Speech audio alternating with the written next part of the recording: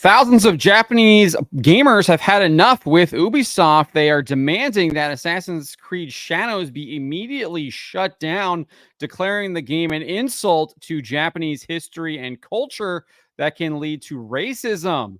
Before we get to this, I'd like to ask you, please hit that subscribe button, hit that bell for notifications so you don't miss any of our future videos here at the Trent Report.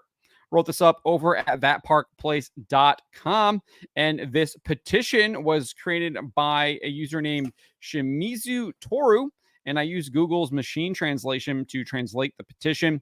And it kind of says this. So there's going to be some grammar, spelling issues here, given the fact that it is a translation and it's being done by machine. But this is what it says based on that machine translation. It says, recently, lack of historical accuracy and cultural respect has been a serious problem for game developer Ubisoft, which is scheduled to release Assassin's Creed Shadows. This game is based on the samurai of Japan, ignoring the fact that the samurai is the upper class of the samurai class and should be my family or a person who serves you. So, like I said, there would be some issues with the translation. It'd be a little bit wonky there, but I think you get the idea of what the person is saying here. It's clearly not depicting the samurai as they are or they were in Japanese history and culture.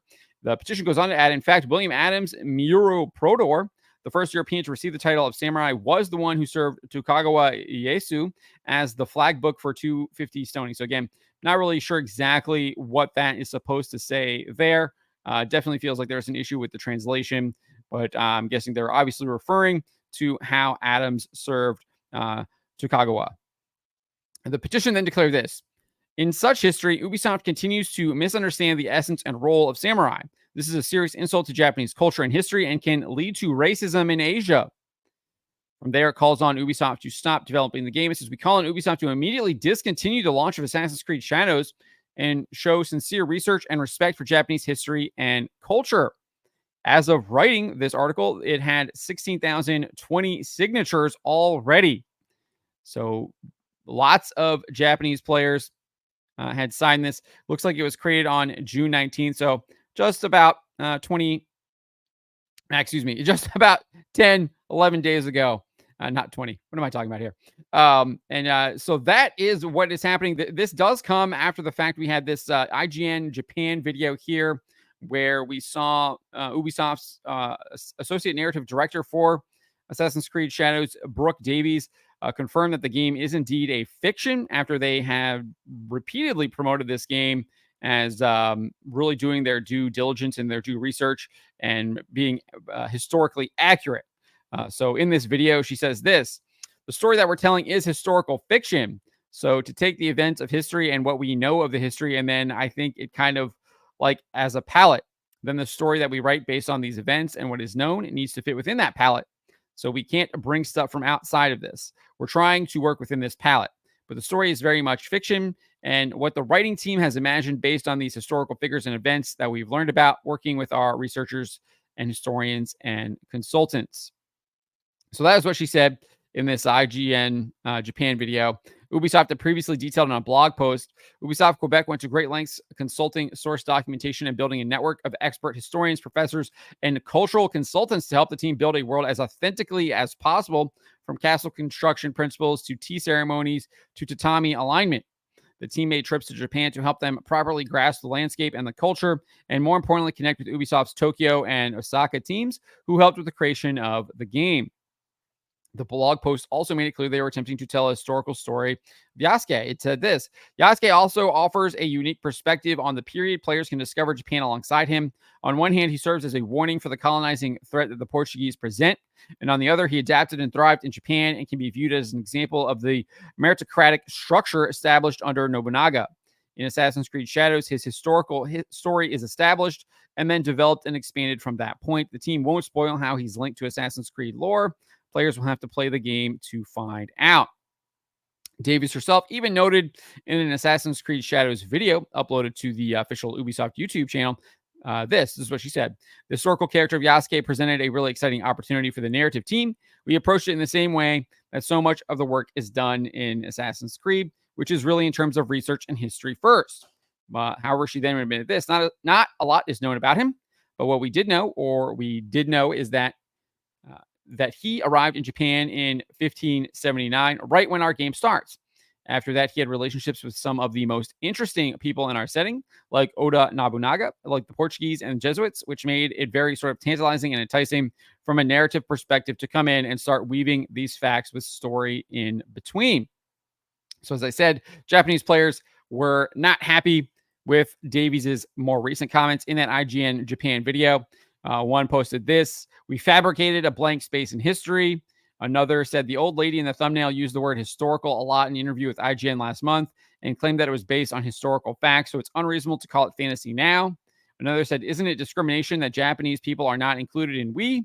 A fourth wrote, "Ubi is a company that is sensitive to discrimination against Black people, but is insensitive to discrimination against Japanese people because discrimination against Japanese people is a daily occurrence."